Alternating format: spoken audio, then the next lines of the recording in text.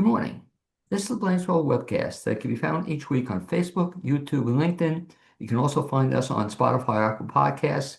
You get more information about previous shows and past shows, future shows as well at my website behind me, blainesworld.net. I'm your host, Blaine Greenfield, in my Zoom studio in lovely downtown Fairview, North Carolina. And each week, we focus on positive news and information about people and organizations in both Western North Carolina and throughout the country. And toward that end, it's my pleasure to introduce Susan Marco, a clinical hypnotist and self-empowerment mentor, for being my guest today. And Susan, you can feel free to wave to all your friends and fans and friends who are watching this. Hi, everybody. That is Susan Marco. Susan Marco is also, I should mention, kind of a longtime friend, and she's a clinical hypnotist and self-empowerment mentor where she facilitates release of long-held emotions, beliefs, habits, phobias, and anything else standing in the way of a happier, healthier life. She brings more than 40 years of experience in the healing arts, along with wisdom from her own life to every client she's blessed to work with. I have to stop you a second, Susan, just with that introduction. So what, you started at the age of 7, was it? The 40 Thank years? you. You were like the youngest hypnotist in all of the country, and at 7, and that's really cool. So the question in all seriousness, refresh me if you would, where did you grow up as a kid? So I grew up outside of Chicago, actually, in Illinois, in the suburbs of the city, until I was 14. And then my family, we relocated to New Jersey. So I live at the Jersey Shore. Okay. Um, And when you and were a kid growing up in Chicago and then the New Jersey Shore, did you always know you wanted to be a hypnotist? oh, no, No? not at all. So when did you first get into hypnotism? So honestly, just not that long ago. So I'll give you a little bit about my history. I was a massage therapist for 35 years. Right. I also started that when I was 7. Okay, great. Youngest No, hypnotist and um, youngest massage therapist in South Jersey. that's Right, right. And anyway, I'm in Central Jersey, just to delineate. right. Um, so yeah, I was a massage therapist for many years, teaching people how to relax in their bodies. And I loved my work, but somewhere around year 30, I started to lose my heart for it. And my body, it's physical work. So I really had to sit down and take a look at what I might do next and what I might evolve into. And somebody had mentioned to me to take a training in hypnosis. And I kind of wasn't really sure. It took me a few years to wrap my mind around the idea. And I'm not exactly sure what happened, but I kind of had an aha moment. And I thought, "Oh, I should probably go check out that hypnosis thing now." And I found a teacher a little bit north of me in Jersey here. And I studied with him. What his training was very interesting.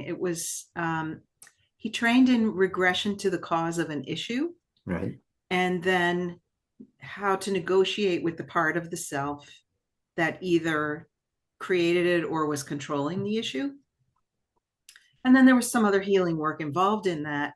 But to be very, very honest with you, when I started my practice, I wasn't getting very good results with my clients. I was maybe 50%. I mean, I don't have statistics, but Right.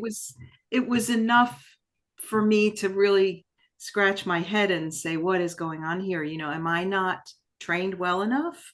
Or is this particular work, this particular modality, maybe not aligned with who I am and my energy and how I show up in the world and my talents and my abilities, right? So long story short, I went looking for another teacher and I met a woman in New York actually at a conference who was here from Australia. She lives in Australia and she came to the conference and we met briefly. And then a few months later, I was looking to heal something myself. And I reached out to the woman who had ran that conference and said, "Who do you think is good for me?" She said, "Oh, you got to call Emma Romano in Australia. She's your girl." And I said, "Okay." So I reached out to Emma and we jumped on Zoom and I had a session with her. And Blaine, honestly, I was blown away because my whole life, like in that session, my perception of myself and the way that I was seeing my life changed a lot. And it really motivated me. And I thought, okay, I want to do this work.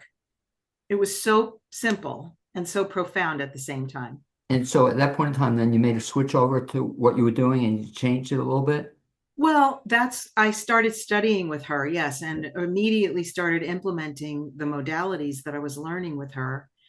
And that was in 2019. And since then, I'm now certified in all of her modalities. I've done And all of her trainings. to talk to me a little bit about that. So what are some of the other modalities? So overall hypnotism, but then within hypnotism, there are specific Well, skills. listen, there are a lot of different ways that we can make change happen. Most of it is has to do with accessing that subconscious part of us, right? So we have the conscious part of our brain that is all of our thinking, analytical, what we're aware of, and then the subconscious, which is where all of our emotions, beliefs, values, morals, everything we've ever learned, all of our traumas actually are held in that subconscious. And so all of the programming that comes about that we develop through our lifetime is stored in that subconscious and typically runs the day. So, my if I have a subconscious program, and a program could be I'm always sad, or I have a belief that I'm not worthy of being heard, which was a big one for me, which is why it took me until 2019, like that followed me well into my 50s. So um, the modalities incorporate hypnosis, NLP, um, and in the hypnosis world, there are also a lot of different ways of working with people. So I can put you into a very deep trance state where you're very, very, very relaxed and maybe you don't even hear what I say. Or I could put you in a light state of trance and make some suggestions or bring you through a metaphor of something that will inspire you to change that thing. Or we can just sit and have a conversation and I can make certain suggestions to you. And one of my favorite hypnotists said, the definition of hypnosis is actually when you receive a suggestion and act on it. And I guess that's the key too, that anybody can get the suggestions. You don't even have to hypnotize, but if you're not going to act on it, it's of no value. So let me Absolutely. ask you, Susan, and in terms of some of the work you do with your clients, give an example of that if you would. So if somebody called you up or I came in and we can do this, I think you alluded to it. It can be done in person, but you can also do it virtually. Yes. Does it work? Yes. Okay. And Which so, honestly, if you had told me like 6 years ago, oh, you're going to be sitting on the computer doing hypnosis with right. people, I would have laughed at you. But but But but how the cool pain, is that? But how cool is that not only for you, but for them as well, right? right? Because now you can reach anybody, can you imagine, to Australia? Who would have thunk? That's Um, right. so somebody contacts you, give me an example of something that you'd be working with, a problem that they come to you in. So, people come to me for a lot of different things. Most of the time, people come because in some way they feel stuck. Now, that when we were just talking about this a little while ago, that stuck, the word stuck may apply to a lot of things, right? So it could be that somebody has excessive anxious thoughts, or they've experienced anxiety and they just can't seem to get themselves over the hump with it. Or maybe somebody is in a relationship and they want to change that. They're not happy where they are. They want to make some changes for themselves on that level. I also see people for things like fear of driving is a big one. Lots of people come to me for fear of driving on the highway, going over bridges, um, driving long distances, Well, let's jump in on two of the things you just mentioned. So the first one, for example, you deal with anxious folks, folks who have a lot of anxiety. anxiety. That could be You mentioned relationships, could be about their job, it could be a variety of factors. So what happens? You meet with somebody and then describe the process. You speak to them initially and then you hypnotize them and go through what it entails. So there are a couple things. So, and this is with almost every client that I Sure. see. I work with people, I don't do a single session almost ever because most issues are not one and done. It can be quick, but it's generally not in one session. So I have programs that I work with.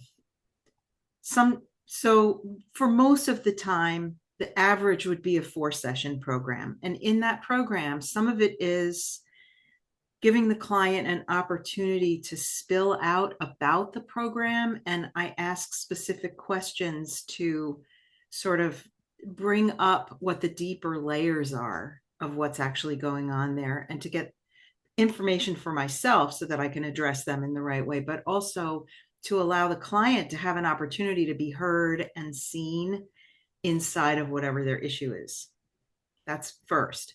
Then we do educational work because I want my client to be ready when we go in to do the change work. I want their unconscious mind to be on board. I want them to understand why and how they created this problem for themselves. And then when we go into the protocol, which is 2 sessions, depending on the issue, right? So the first thing I do with almost every one of my clients is help them to release long held negative emotion because we're all walking around with some level of frustration, sadness, fear, um, guilt, but honestly, Blaine, the biggest one for most of us is shame. Shame being, I'm not worthy of being heard, or I'm not strong enough to get through this, or I'm not capable to do X, Y, and Z. And when they Right. say that, I imagine for a lot of folks, it's the first time they've even admitted it or confronted it or Sometimes, yes. they won't even discuss it. Unfortunately, I guess before they see you, they've gone for all these period of years not dealing with it, just I guess burying it. So I guess one of the things you do with them, you help them bring it out or find out what the issue is really. Yes, in some cases, but there are also those clients who come in that have done a lot of therapy and a lot of work on themselves, and they're still stuck in their issue. And what that's about is that a lot of the therapies that we use, that if you go to see a therapist or a psychotherapist, it's working in the conscious. So we're talking about our problem, we're getting clarity, we're figuring out what the issue is. But then once we figure it out, if we don't go into that subconscious level, then all we're really doing is continuing to ruminate and reiterate and keep talking about the problem. And so one of the neat things about not only seeing you, but hypnosis in general, is you mentioned 4 sessions. It doesn't have to be a 5 or 10 year process Correct. to get to it, which is pretty exciting when you think about it, that you can actually, or I'll ask you if you actually had it happen, see change within the 4 sessions? 100%. Yeah. Well, let me put it this way, okay? My numbers now, as I said previous, I was about 50%, seemed like. I can honestly say that I probably have a 95% success rate now with my clients. Now, let's talk about what is success. So I was going to ask you, and how do you measure it? Yeah. Right. Success is, do you feel different now than you did 4 visits ago? Is it going to be the whole shebang? Most of the time, but not always.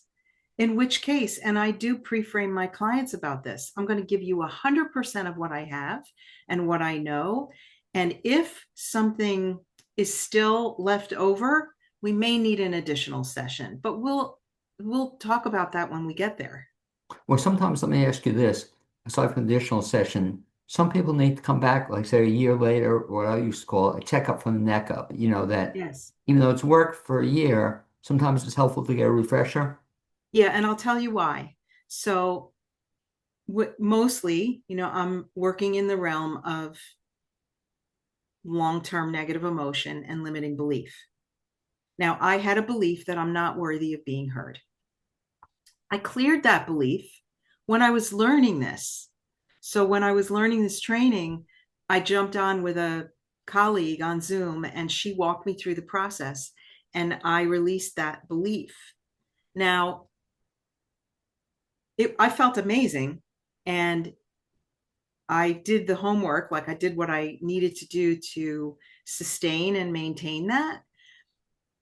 But a couple of months later, I was sitting and I thought, oh, I'm going to apply to present at a conference, a hypnosis conference.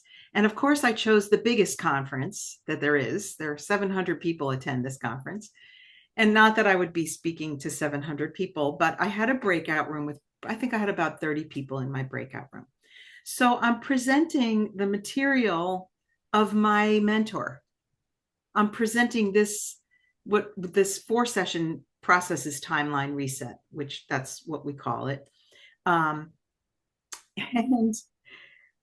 I'm sitting here and I'm typing things and I'm thinking, and suddenly this thought comes over me like, huh, a lot of people that go to this conference have been doing hypnosis for 40 years. Why are they going to want to listen to me for? There it is, right?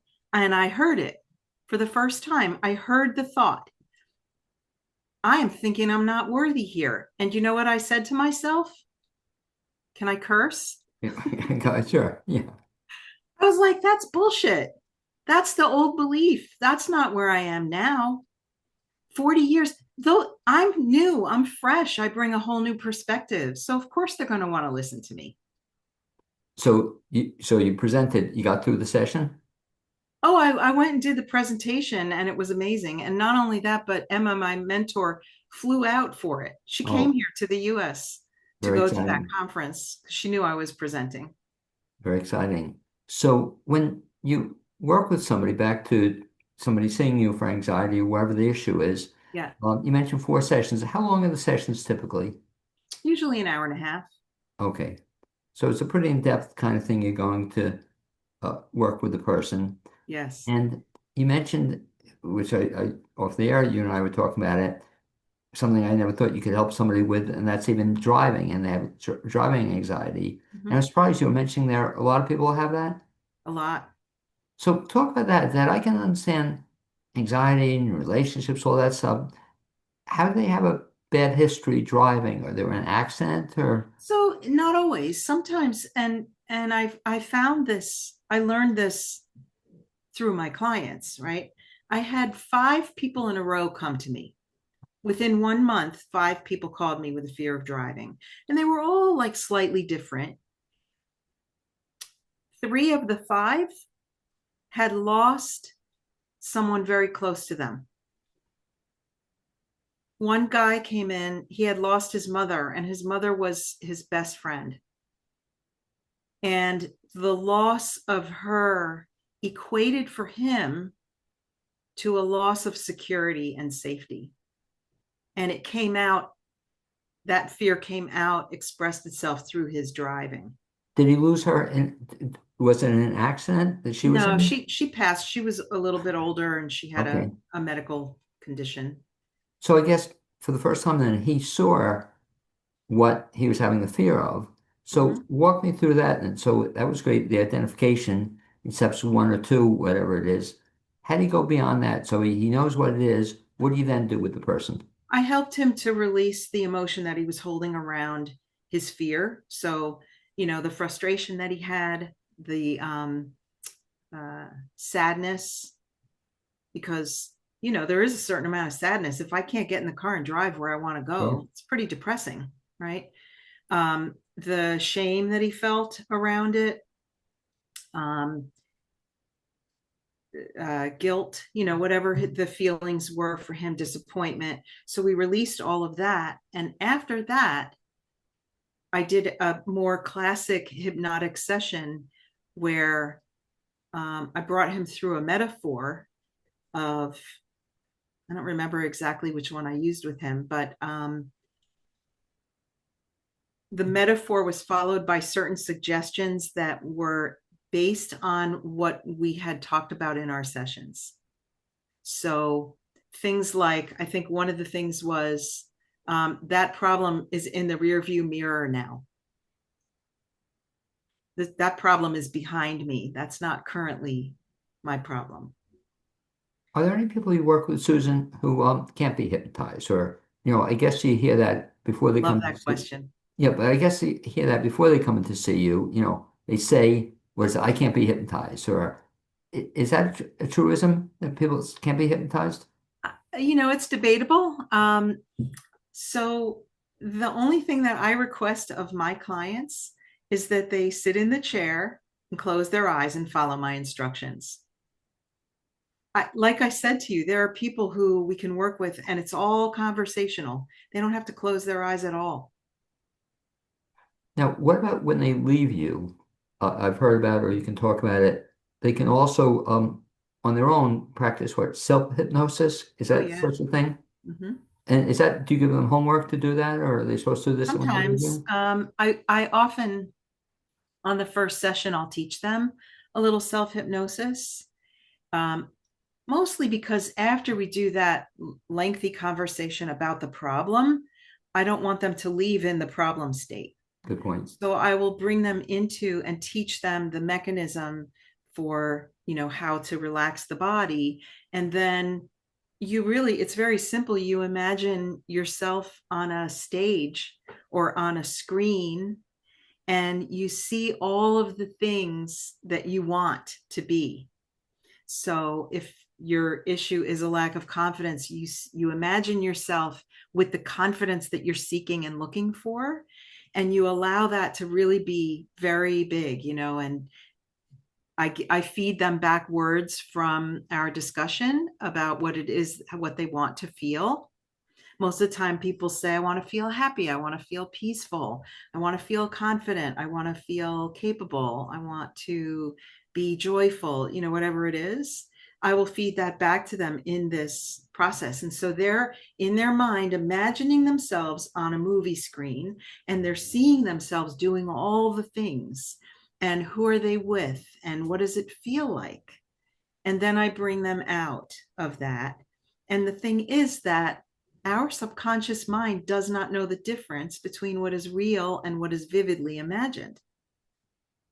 So if I can vividly imagine what I want and feed that to my subconscious wants to give me what I want. So it's going to make those changes for me. A line I used to use, I think I told you off there that I practiced hypnotism for a bit, and Yes, you say to allay concerns of people, something to the effect, I'm not going to make you cluck like a chicken unless you want to, because you can, I guess, if they want to cluck like a chicken. What about stage hypnosis? Is that all put on, or is there truth to that? I'm sure you've seen shows with of course. So this. I Yeah. don't personally, I haven't delved into stage hypnosis yet. It's just not something that really calls to me. But the people who I know who do stage hypnosis generally are really looking to inspire people about the possibilities of just what I'm talking about, that we have more control over things than we realize. And in a stage show, what happens, some people have lower inhibitions than others.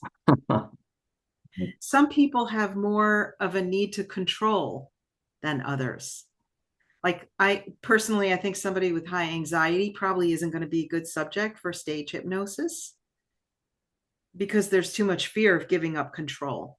When in fact, when you're in a state of hypnosis, what happens, like if I hypnotize you, Blaine, you're in charge. You're driving the bus. All I'm doing is navigating and making suggestions of where you want to go. Right. So it's like that in a stage show as well. Some people are just more willing and open and they play. I love that analogy about driving a car. It's a great, you're in control. Have you worked with people though? You've tried to hypnotize them or they want to, and they just can't be hypnotized. Have you come across that at all? I've never actually had that. I've never actually had that experience. I will tell you, there are probably, um, I can probably count on one hand the number of clients who've come in who did not have much of a change at all. And the reason for that is that we did not have the right rapport with each other. So they didn't trust me. And so one of the things that I offer is when someone is interested in working with me, I do a consult with them, a free consult, Very nice. half hour maybe. We just sit and chat and see if there's a connection. Because if you don't trust me, you're not going to let yourself go. You're not going to let yourself do it. And if you don't trust me, I can't make you do that. Like that has to be there. So if somebody wants to do this, let me ask you this in terms of your preference or your client's preference, in person or virtual, is it one better than the other, or do they both work the same? The work that I do now, they're both the same. Yeah. I've Do you worked have with people all over the world. really cool? Do you have personal preference as to what you would prefer doing? Personally, I like to be in person because I'm a people person and I like to be able to touch and, just uh but I love that I have this option and I've met some amazing people who I've never met in person and we have such a wonderful connection now. Well, you So, mentioned, which is so cool, that Australian whole thing, that well, yeah, I mean, so my mentor, right? I met her here, but then I studied with her on Zoom and I've met so many people. If I ever go to Australia, there's so many places I can stay because I have so many friends there now. It's wonderful. well, nice thing though, if you were concerned, we could even hypnotize you to not worry about flying, if that was the concern. And by the Yes. way, that's also a fairly common thing that people have, Yes. right, about fear of flying. Have you ever worked with anybody who had that fear? I've worked with several people with fear of flying. Okay. Some do better than others, and I haven't figured out why that is yet. I guess it's analogous to you mentioning fear of driving. It's a similar kind of fear, right? The difference, though, is when you're driving, you Right. have your hands on the wheel. You know what I mean? There are other people on the road and everything, but you are in control of that vehicle. When you step into an airplane, you have no idea who's on the other side of that door flying that That's plane. true. So if it's a control issue, that's a hard one to it's a hard one for people to change. And Susan, a final question, if I can. If somebody is listening to you and thinking about trying hypnosis, how do you find the right hypnotist for you? We'll talk about reaching you, but aside from reaching you, how do you go about Yeah, finding a hypnotist? it's a good question. Aside from what I mentioned before about rapport, when you research, it's like anything else. If you're researching a doctor, you want to look and see that they have good reviews. And do those reviews feel genuine? I don't know if I should go here, but I have colleagues who, and even when I started my business, some of the business mentors suggested, well, give a free session in exchange for a review. I wouldn't do it because that's my integrity. I don't want somebody to feel like they have to give me a good review. What if they didn't like the session? I was going to say, and even though I've seen, and you have too, let me say for a favorable review, but that's kind of interesting. So you don't, if somebody calls you, you won't give the free session. You'll speak to them. So the consultation is typically what, 15 minutes, half an hour initial consultation? Yes, usually it's about usually 30 minutes. So I And so, answer any questions and find out a little bit about what they want to change, what they're looking to do. and when they're calling you up for the first time, putting you on the other side, what are the kinds of questions they should ask? Um, that's a good question. What is, have you seen many people with my issue? What have their outcomes been? Um, do you feel or believe that you can help me? Um, some people will ask like for specifics of what the protocol entails. I try to keep that minimal though, because I honestly don't want to, I don't want my clients to be too much in their head about what we're doing ahead of time. Are there any issues that you can't work with people on, or have you ever gotten somebody to call you up and want help on something that you just feel that you wouldn't be the Yeah, person? I steer away from serious mental health issues because I'm not trained for that.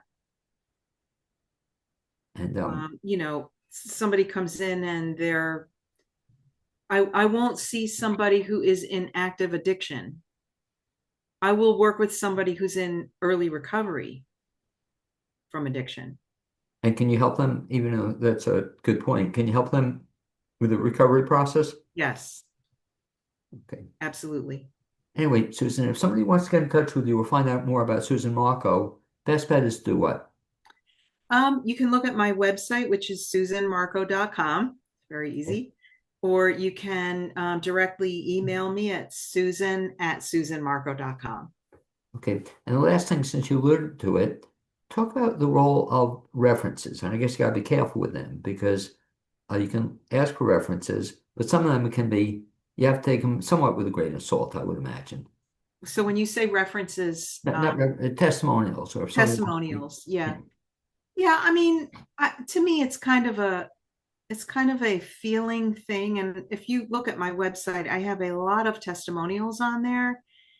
And a lot, there's kind of a common thread that, people generally feel very safe with me and they trust me and I'm very warm, right? So there a lot of that comes through in the testimonials, but also you want to look for, is there something in there that says that that they overcame their problem?